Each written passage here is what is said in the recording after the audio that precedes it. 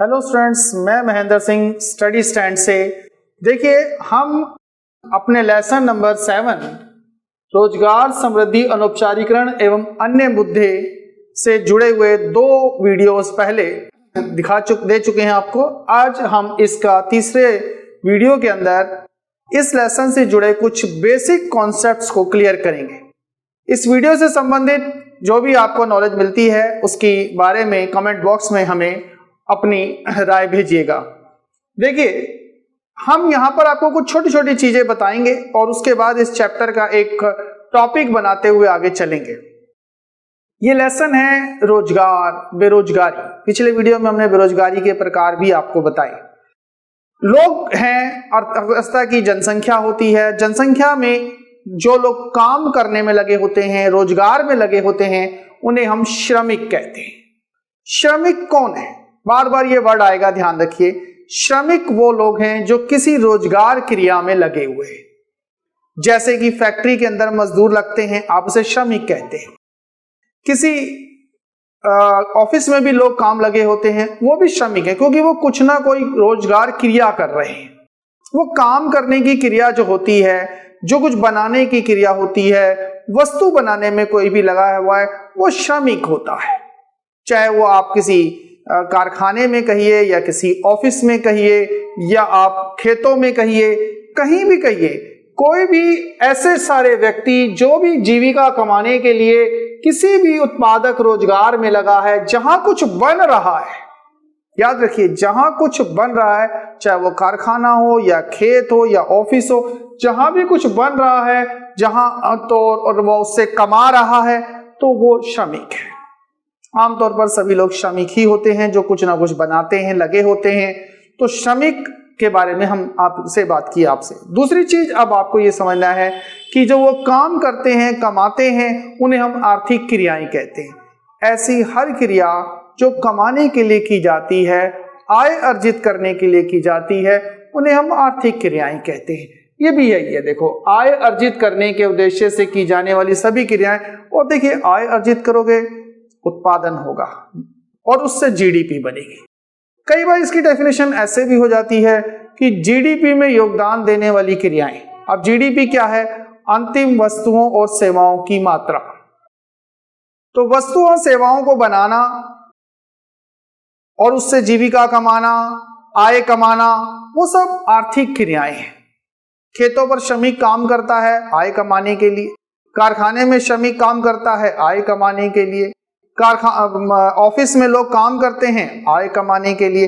ये सारी क्रियाएं कुछ ना कुछ बनाती हैं, श्रमिक बनाते हैं, और बनाते हैं तो जीडीपी भी बढ़ता है। तो इस तरह से भी डिफाइन हो जाती है जो जीडीपी में योगदान देते। तो वो सारी क्रियाएं जो अर्थव्यवस्था के जीडीपी को बढ़ा रही हैं, मतलब वस्तुओं सेवाओं के प्रवाह को बढ़ा रही हैं, वो सब आर्थिक क्रियाएं हैं और उनसे लोगों को आय मिलती है, देश को आय मिलती है, देश का उत्पादन होता है। तो आर्थिक क्रियाओं से जीडीपी बनता है, आय अर्जित होती है, जो कि श्रमिक करते हैं। चलिए, अब हम आपको अर्थव्यवस्था की जनसंख्या में भी कुछ खासियत बताते हैं। सारी जनसंख्या श्रमिक नहीं होती, याद रखिए। ये बात आप समझिए। पहले आप ये समझिए कि देश की श्रम शक्ति कौन होता है।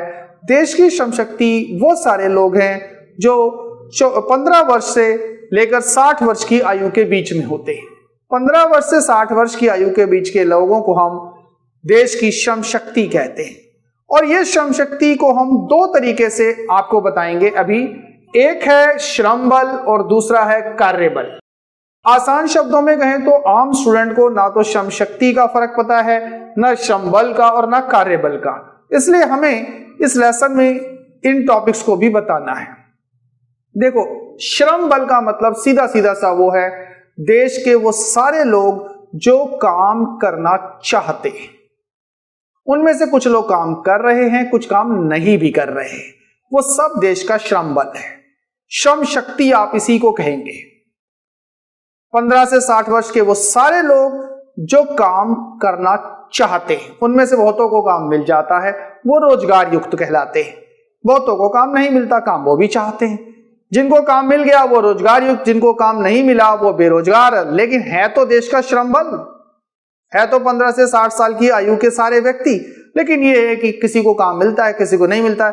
देश का श्रम बल है जो भी काम करने की टोटल संख्या है, जिसमें रोजगार युक्त और बेरोजगार दोनों है। नोटिस करने की बात यही है कि देश की श्रम शक्ति, श्रम बल का मतलब है देश के कुल काम करने वाले लोगों की संख्या। अब उनमें से चाहे किसी को काम मिला है या नहीं मिला है वो अलग बात है। मैंने इसीलिए बोला चाहे रोजगार युक्त है या बेरोजगार है, देश के सभी काम करने वाले लोग जो काम करना चाहते हैं उन्हें हम देश का श्रम बल कहते हैं। तो फिर कार्यबल क्या है? कार्यबल असल में वो लोग हैं जो वास्तव में काम कर रहे हैं। अब मैं आसान कहूं तो कार्यबल वो लोग हैं जो रोजगार युक्त है। मैं उदाहरण देना चाहूंगा। सपोज कीजिए देश के श्रम बल, मान लीजिए एग्जाम्पल के तौर पर 100 करोड़ की जनसंख्या में से 60 करोड़ लोग काम करने वाले हैं, 40 जो हैं वो 15 से नीचे और 60 से ऊपर के हैं, तो 60 करोड़ लोग काम करने वाले हैं। 60 करोड़ में से 40 करोड़ को काम मिला है, 20 को नहीं मिला है, यानी कि 20 करोड़ लोग बेरोजगार हैं, 40 करोड़ लोगों को काम मिला है, यानी वो किसी ना किसी काम में लगे हुए हैं। तो 100 करोड़ में से 60 करोड़ का श्रम बल है, 15 से 60 वर्ष के लोग, और उनमें से 20 करोड़ को काम नहीं मिला, 40 करोड़ को काम मिल गया है। जिन 40 करोड़ को काम मिला है वो किसी ना किसी काम में लगे हुए हैं, वो कहलाएंगे देश का कार्यबल, कार्य करते हुए श्रमिक। सीधी सी बात है। श्रम बल है टोटल श्रमिक, कार्यबल है वो सारे श्रमिक जो काम वास्तव में कर रहे हैं, मतलब किसी रोजगार क्रिया में लगे हुए हैं, यानी इसमें बेरोजगार नहीं आते। सीधी सीधी सी बात है।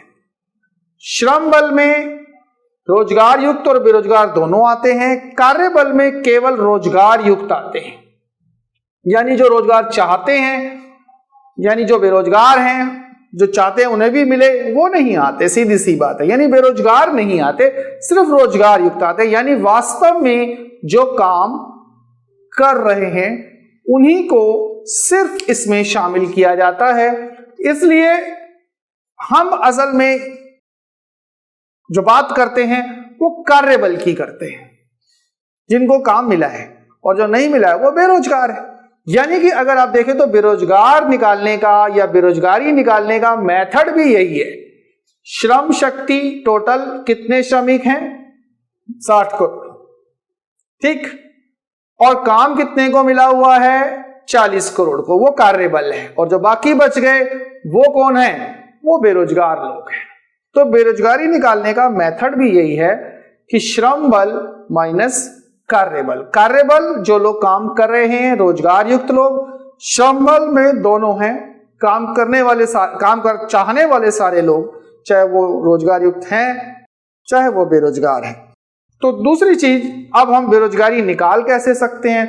फॉर्मूला भी बन जाता है, सिंपल सा फॉर्मूला बन जाता है कि बेरोजगार संख्या, जैसे हमने उदाहरण दिया 20 करोड़ है, टोटल श्रम बल 60 करोड़ है, इंटू 100। अगर मैं इसे कैलकुलेट करके भी देखूंगा, उदाहरण को मैं अगर कैलकुलेट करूं, तो मैंने कहा बेरोजगार 20 हैं और जो श्रम बल है वो टोटल था 60 करोड़, इंटू, जैसे 20 करोड़ हमने कहा काम मिला नहीं हुआ है, 60 को काम, टोटल 60 है और 20 को काम नहीं मिला है, तो यहां से अगर हम कटिंग करते हैं और कैलकुलेट करें तो ये आता है 33.3%। इसका सीधा सा मतलब है कि टोटल जो लोग थे 60 करोड़ हमारे काम करने वाले, उनमें से 33% लोग बेरोजगार हैं। सिंपल सी कहें तो 66%, 67% लोगों को काम मिला हुआ है, 33% लोगों को काम नहीं मिला है। ये एक रफली मैंने आपको निकालने का मेथड बताया। अब इसके बाद मैं आपको एक और इसमें मोस्ट इंपॉर्टेंट टॉपिक बताता हूं, जो आपके एनसीईआरटी के हिसाब से एक मोस्ट इंपॉर्टेंट टॉपिक है, जिसका नाम है श्रमिक जनसंख्या अनुपात या सहभागिता दर। ये वर्ड इकोनॉमिक्स में बहुत ज्यादा यूज होता है, आप इस पर फोकस रखिएगा। श्रमिक जनसंख्या अनुपात, वर्ड पर जाइए, जनसंख्या में श्रमिकों का कितना अनुपात है, यानी कुल जनसंख्या देश की कितनी है, उसमें से श्रमिक कितने हैं, श्रमिक जो काम करते हैं, इसलिए इसका नाम है सहभागिता दर, participation rate. Labour population ratio English में बोलेंगे, या इसको बोले तो पार्टिसिपेशन रेट बोलेंगे। पार्टिसिपेशन कितना कर रहे हैं, मतलब देश की कुल जनसंख्या में से कितने लोग काम कर रहे हैं, समझ रही, कितने समझ लो खा रहे हैं और कितने काम कर रहे हैं, इस तरीके से निकाला जाए। टोटल जनसंख्या तो बहुत होती है। अब इंडिया की जनसंख्या 140 करोड़ है, तो सारे थोड़े ना काम कर रहे हैं। 140 करोड़ में से जितने लोग काम कर रहे हैं वो होते हैं श्रमिक जनसंख्या का एक रेशो निकाला जाता है। तो ये लिखा है कि कुल जनसंख्या में काम करने वाले लोगों का अनुपात, यानी जनसंख्या तो टोटल है, बच्चे बूढ़े सब हैं, बीमार सब हैं, लेकिन उनमें से काम करने वालों का जो रेशो है वो निकाला जाता है। रेशो निकाला जाता है, मैं आपको बोल दूं, नंबर नहीं निकालने हैं, रेशो मतलब उसको परसेंटेज में निकाला जाएगा कि कितने लोग काम करने वाले हैं टोटल जनसंख्या में से। तो फॉर्मूला बड़ा आसान है, सिंपल, देखो आपके सामने आ गया। रोजगार युक्त लोगों की संख्या, सिंपल देखो, कार्यबल। सहभागिता दर का मतलब श्रम बल नहीं है, कार्यबल से निकालना है। जो काम कर रहे हैं वही तो सहभागी हैं, पार्टिसिपेट कर रहे हैं, जो काम कर नहीं रहे हैं वो थोड़ी ना। तो कार्यबल अपॉन कुल जनसंख्या, यानी टोटल देश की जनसंख्या कितनी है, उनमें से लोगों को, कितने लोगों को काम मिला हुआ है, इंटू 100। तो ये एक बड़ा सिंपल सा मेथड है जो आपको पता होना चाहिए। सहभागिता दर का मतलब है कि कुल जनसंख्या में से कितने लोगों को रोजगार मिला हुआ है, यह सहभागिता दर निकाली जाती है। और सहभागिता दर का इंपॉर्टेंस बहुत ज्यादा इसलिए है, देखिए जिस देश की जनसंख्या में ज्यादा लोग काम करते हैं, पार्टिसिपेट करते हैं, उस देश का विकास, समृद्धि, जीडीपी ज्यादा होगा, क्योंकि ज्यादा लोग काम कर रहे हैं यानी कि वो उत्पादन में योगदान दे रहे हैं। आप देखिए हमारी इंडिया की जनसंख्या बहुत है लेकिन सहभागिता दर कम है, क्योंकि भारत में बेरोजगारी भी बहुत है, बच्चे भी हैं, बूढ़े भी हैं, निर्भर लोग ज्यादा हैं, काम करने वाले लोग कम हैं। कई डेवलप कंट्री हैं वहां सहभागिता दर 80% तक है। हमारे यहाँ सहभागिता दर, हम आपको आगे वीडियो में चलते हुए बताएंगे, हमारी इंडिया की सहभागिता दर 40% है। 60% लोग निर्भरता दर में हैं, खाते रहते हैं, 40% लोग काम करते हैं, 60% लोग खाते हैं। ऊंची सहभागिता दर का मतलब है देश के अंदर ज्यादा उत्पादन, ज्यादातर सब लोग अगर काम में लगे हैं तो बनाएंगे ज्यादा, जीडीपी ज्यादा देंगे, देश की तरक्की तेजी से होगी। देश के विकास के लिए इसीलिए कहा जाता है जरूरी है कि हर व्यक्ति को काम मिले जो काम चाहता है। देश की श्रम शक्ति को काम मिलना चाहिए, काम मिलेगा, जीविका के लिए वो काम करेगा, देश की जीडीपी में योगदान करेगा, देश की आर्थिक समृद्धि में योगदान देगा। तो सहभागिता की जितनी दर ऊंची होती है वो दर्शाती है कि अधिक लोग आर्थिक क्रियाओं में लगे हैं और वो अधिक जीडीपी में योगदान दे रहे हैं और देश के समृद्धि में भी उसका योगदान ज्यादा आता है।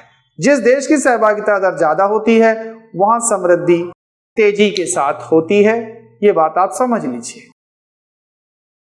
तो स्टूडेंट, इसके बाद हम आपको श्रमिकों के प्रकार के बारे में बताते हैं। श्रमिक का मीनिंग हमने अभी समझा।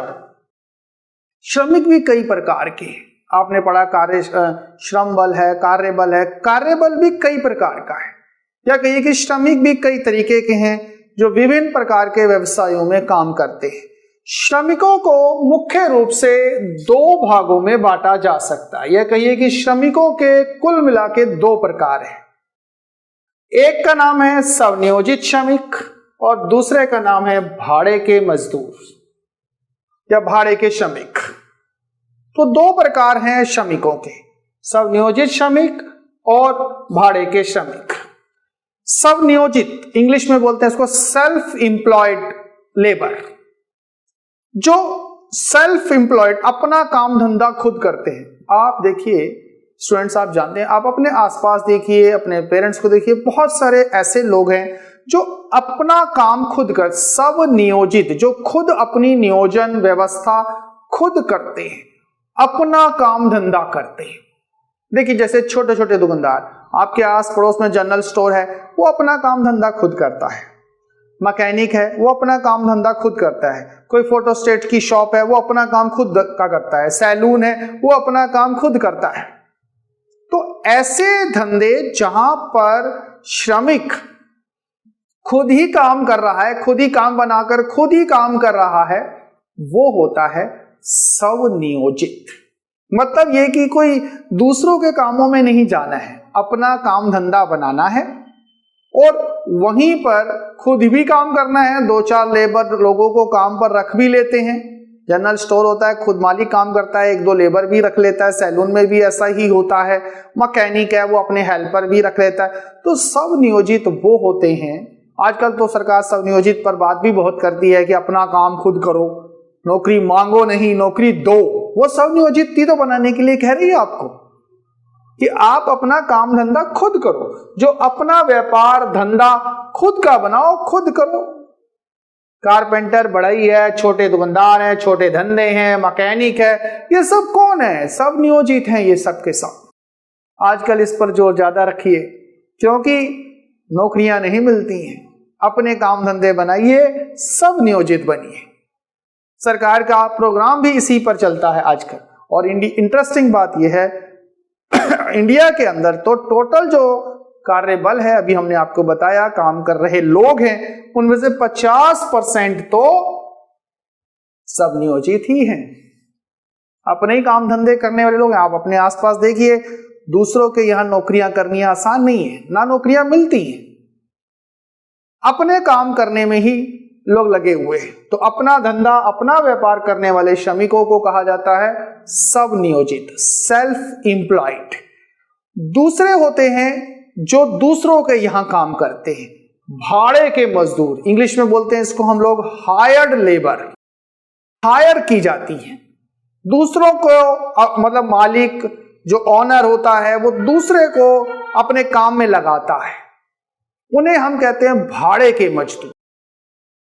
भाड़े के मजदूर जो दूसरों के कामों में लगते हैं और मजदूरी और वेतन पाते हैं, मतलब दूसरों के काम करो और बदले में मजदूरी और वेतन लेते हैं। ये 2 प्रकार के होते हैं, एक होते हैं अनियमित और दूसरे होते हैं नियमित। नाम से कुछ समझ में आ रहा होगा, नियमित यानी कि अनरेगुलर और ये होते हैं रेगुलर। अनियमित को आप दिहाड़ी मजदूर कहिए, सिंपल सी बात है। सिंपल, जो मजदूर दूसरों के काम धंधों में दिहाड़ी के हिसाब से, दैनिक मजदूरी के हिसाब से काम करते हैं। सुबह लगे काम पर, काम किया, शाम को पैसे ले लिए, लेकिन वो कोई पक्के नहीं होते। यही सबसे बड़ी बात होती है। अनियमित इसलिए बोला गया है इसको क्योंकि ये वो श्रमिक हैं जो काम करते हैं, मालिक उन्हें काम पर रखता है, उसकी मर्जी जब मर्जी हटाता है। 1 दिन बुलाएगा, 2 दिन बुलाएगा, 4 दिन, दूसरे अगले 5वें दिन से जरूरत नहीं हटा देगा, 6ठे दिन जरूरत है रख लेगा। काम के हिसाब से रखे जाते हैं। इन्हें हम दैनिक मजदूर कहते हैं। समझिए आप इसको। डेली वेजेस, सीधी सी बात है। काम है, काम पे रखा, मजदूरी दी। काम नहीं है, हटाओ काम से। तो ये वो हैं जिन्हें मालिक जो हैं नियमित रूप से नहीं रखते। खास बात, नियमित रूप से काम पर नहीं रखते, इसलिए इनको कोई सामाजिक सुरक्षा लाभ, प्रोविडेंट फंड, कोई हेल्थ बेनिफिट कुछ नहीं मिलता। सीधी सी आप देखिए, आपके आसपास आपको नजर आएगा, फैक्ट्रियों के अंदर जो लेबर काम करती है वो ज्यादातर अनियमित है। मतलब उनको रोज पैसे ना मिले, महीने के मिल जाते हैं, हफ्ते में मिल जाते हैं, लेकिन वो दैनिक मजदूर हैं। जितने दिन काम करते हैं उतने दिन पैसे मिलते हैं, फिर हटा दिए जाते हैं। कोई सामाजिक सुरक्षा लाभ उनको नहीं मिलता। जो भी निर्माण कार्यों में लगे हुए होंगे, आप देखो घर बनाने हैं, बिल्डिंग बनाना है, इनमें जो लेबर लगती है उनको आप क्या कहते हो? आप ही बताइए ना, आप वही कहते हो ये तो वो है, दिहाड़ी मजदूर है। तो ज्यादातर कंस्ट्रक्शन कामों में जितने लोग लगे होते हैं, छोटी छोटी जगहों पर लगे होते हैं, रोज का काम करो, पैसा लिखा ना, दैनिक मजदूरी पर रखा जाता है। पैसे, काम करो पैसे लो, काम करो पैसे लो। जिस दिन काम करोगे पैसे मिलेंगे, जिस दिन काम नहीं करोगे पैसे नहीं मिलेंगे। तो इन्हें हम बोलते हैं कैजुअल वर्कर, दिहाड़ी मजदूर या फिर कैजुअल वर्कर। ये होते हैं अनियमित मजदूर। दूसरे होते हैं नियमित मजदूर, सीधे। और हाँ, नोटिस करिए कि ये हमारी टोटल श्रम का 30% है, यानी हायर्ड में भी ज्यादातर नौकरियां अनियमित हैं, याद रखिए। नियमित सिर्फ 20% है। भारत के श्रम बल की टोटल श्रम जो कार्यबल है 50% संयोजित है, 30% अनियमित है, 20% नियमित है। और नियमित मजदूर के बारे में आगे के इस चैप्टर की स्टडी के अंदर इसके बारे में बहुत कुछ आएगा, आप नोटिस रखिए। नियमित मजदूर वो है जिन्हें मालिक परमानेंट अपने काम में रखता है। सीधी सी बात, जैसे स्कूल टीचर्स को रखता है परमानेंटली, अस्पताल डॉक्टर्स को रखता है परमानेंटली, सरकार अपने कार्यालयों में श्रमिक रखती है परमानेंटली। ये होते हैं नियमित मजदूर जिन्हें स्थायी रूप से काम धंधों पर रखा जाता है, पक्का। और इनको मिलता है वेतन महीने के बाद, सैलरी। इन्हें तो रोज के रोज मिलता है, इन्हें वेतन मिलता है महीने के बाद, सीधा सीधा सा पूरी सैलरी मिलती है। और हर तरीके के सामाजिक लाभ, प्रोविडेंट फंड, हेल्थ बेनिफिट, कोई प्रॉब्लम हो जाए उन सबको भी काम मिलता है। तो कार्यालयों में काम करने वाले, स्कूल अस्पताल में काम करने वाले जो परमानेंट लेबर होती है, जिन्हें पक्का पेरोल मिलता है, वो सब नियमित मजदूर होते हैं। तो कुल मिला के बात ये निकलती है कि देश के अंदर, हर देश के अंदर, भारत के अंदर भी श्रमिक दो प्रकार के हैं। एक स्वनियोजित जो अपना काम धंधा करते हैं, एक भाड़े के मजदूर जो दूसरों के यहाँ काम करते हैं, दिहाड़ी रूप से काम करते हैं कुछ, और कुछ परमानेंट करते हैं। परमानेंट वाले कम होते हैं, याद रखिए। हर कोई चाहता लेकिन परमानेंट बिजनेस नौकरी करना चाहता है, मिलती लेकिन नहीं है, दिहाड़ी मजदूर है, इसीलिए लोग पसंद करते हैं कि चलो अपना काम धंधा बनाए। तो इस वीडियो में हमने आपको मजदूरों के प्रकार बताए, श्रमिक बताए, कार्यबल बताया। आगे आप इस वीडियो के अंदर बताई गई बातों की और नॉलेज लेने के लिए कमेंट बॉक्स के अंदर हमें कमेंट कीजिए, आपको वीडियो कैसा लगा इसे भी हमें बताइए। और हमारे चैनल की और आगे आने वाली वीडियो को जानने के लिए हमारे चैनल को लाइक कीजिए, शेयर कीजिए, सब्सक्राइब कीजिए।